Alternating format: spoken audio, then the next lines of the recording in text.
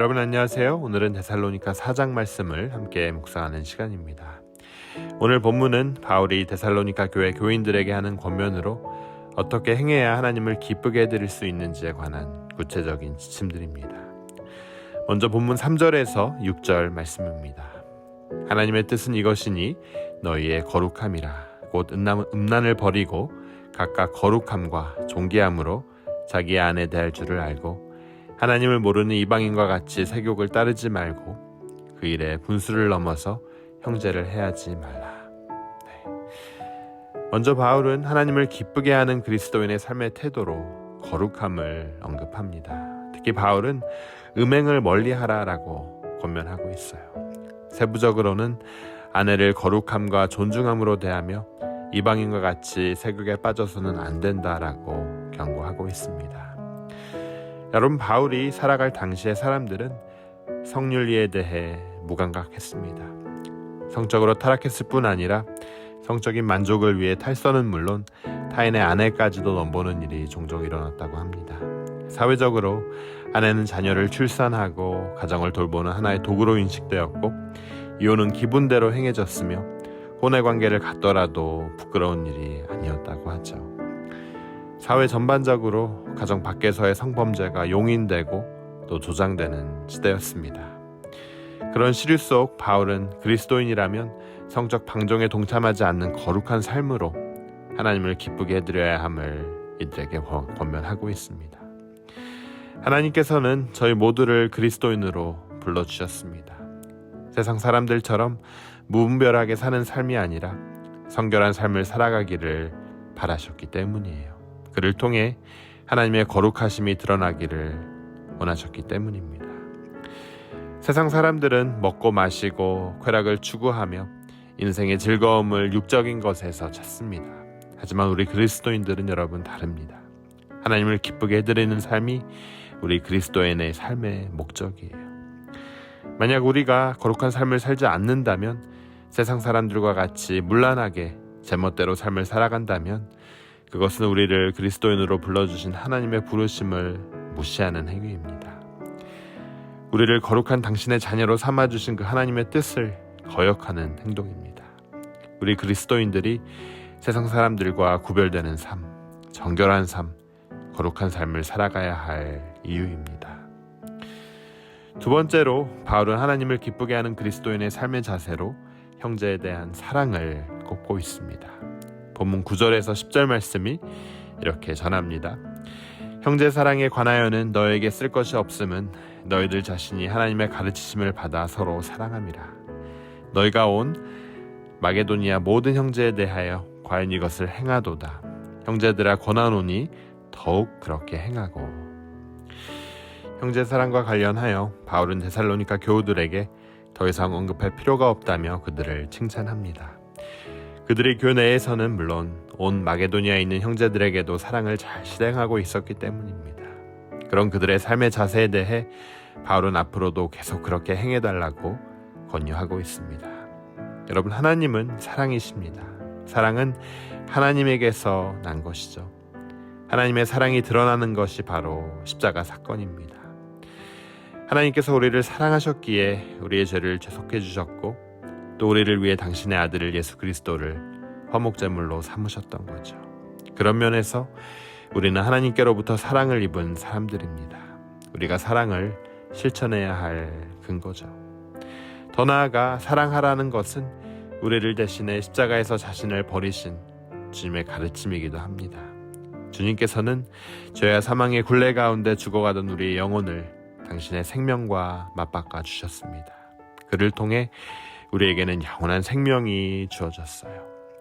이제 우리는 그 주님의 생명력 안에서 새로운 삶을 살아가고 있습니다. 우리 그리스도인들이 주님의 가르치심을 쫓아 형제자매를 사랑하며 또한 서로 사랑해야 할 이유입니다. 여러분, 우리는 우리 주변의 사람들을 얼마나 사랑하고 있는지요? 오늘 말씀을 통해 하나님께서는 우리를 도전하고 계십니다. 셋째로, 바울은 하나님을 기쁘게 하는 그리스도인의 삶은 오늘과 오늘의 일에 충실한 삶이라고 말하고 있습니다. 본문 11절, 12절이 이렇게 전합니다. 또 너희에게 명한 것 같이 조용히 자기 일을 하고 너희 손으로 일하기를 힘쓰라. 이는 외인에 대하여 단정히 행하고 또한 아무 궁핍함이 없게 하려 함이라. 바울은 데살로니가 교우들에게 조용히 자기 일을 하고 또 자기 손으로 일하기를 힘쓰라라고 권고합니다. 당시 주의 날 곧 종말이 시작되었다는 거짓 가르침에 속아 일상의 일을 포기하고 생업을 내려놓는 그리스도인들이 생겨났습니다. 일은 하지도 않으면서 하나님께서 어떻게든 도와주시겠지라며 무작정 기다리는 그리스도인들이 등장했어요. 그에 대해 바울은 그런 그릇된 신앙 풍조에 동요하지 말고 하던 일에 전념하기를 권유합니다. 여러분, 시대적으로 포기라는 단어가 너무나도 팽배해 있는 상황입니다. 연애와 결혼, 출산을 포기하는 데 이어서 내 집과 인간관계를 포기하고 거기에 더하여 꿈과 희망과 삶의 가치를 포기하는 세대, 그것도 모자라 노년까지도 포기하는 세대가 있습니다.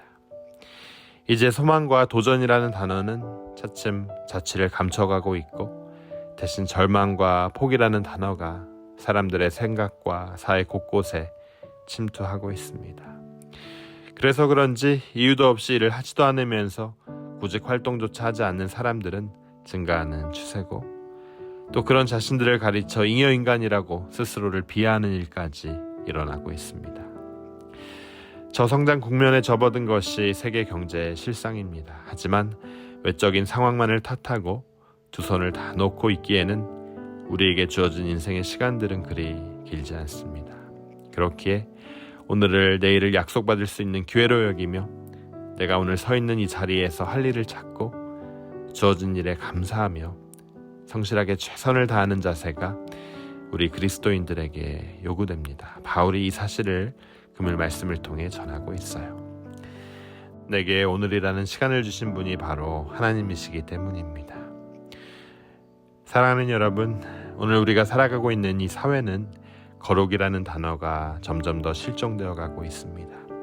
성결된 삶으로 세상 사람들과는 구별된 모습을 보여주는 그리스도인들이 차츰 사라져가고 있기 때문이에요. 아울러 사랑이라는 단어 또한 점차 자취를 감춰가고 있습니다. 교회 안에서조차 서로 사랑하는 모습을 목격하기가 점점 더 어려워지고 있습니다. 또 더 나아가 결코 짧지 않은 손을 지니신 권능의 주님을 바라보며 도전하고 최선을 다해야 할 우리 그리스도인들조차 환경을 탓하며 자포자기라는 세상의 분위기에 짓눌려 있는 상황입니다. 우리를 그리스도인으로 불러주신 하나님은 여러분 거룩하신 하나님이십니다. 우리를 그리스도인으로 삼아주신 하나님의 사랑은 영원합니다. 우리를 그리스도인으로 택해 주신 하나님은 죽음의 한가운데서 예수님을 일으켜 세우신 전능하신 하나님이십니다. 이 사실을 기억하시고 오늘도 그 하나님께 소망을 두고 삶을 일탁하시며 거룩한 삶, 사랑을 실천하는 삶, 도전과 최선을 다하는 삶으로 주님께 기쁨이 되어드리는 사랑하는 여러분 모두가 되시길 주님의 이름으로 축원합니다. 우리 함께 기도하도록 하겠습니다. 하나님, 은혜에 감사합니다. 오늘도 귀한 하루를 저에게 허락해 주심에 참 감사합니다. 부정했던 저희를 주님께서는 그리스도인으로 불러주셨습니다. 거룩한 삶으로 하나님의 거룩하심을 나타내라는 그 주님의 기대가 있었기 때문입니다. 이 아침 성령님 우리를 채워주시고 오늘 하루를 거룩하게 성결하게 살아갈 수 있도록 인도하여 주시옵소서. 형제 사랑, 서로 사랑을 통해 하나님은 사랑이심을 삶으로 증명하게 하여 주시고 죽음의 한가운데서 예수님을 일으켜 세우신 그 권능의 주님을 바라봄으로 포기 대신 도전을 또 절망 대신 소망을 품고 할 일을 찾고 하고 있는 일에 최선을 다하게 허락하여 주시옵소서. 이를 통해 거룩하신 주님이심이, 사랑의 주님이심이, 권능의 주님이심이 우리의 삶을 통해 입증되고 그로 인해 저희의 삶이 주님께 기쁨이 되게 허락하여 주시옵소서. 거룩하고 또 사랑이시며 소망이신 예수 그리스도 이름으로 간절히 기도드립니다. 아멘.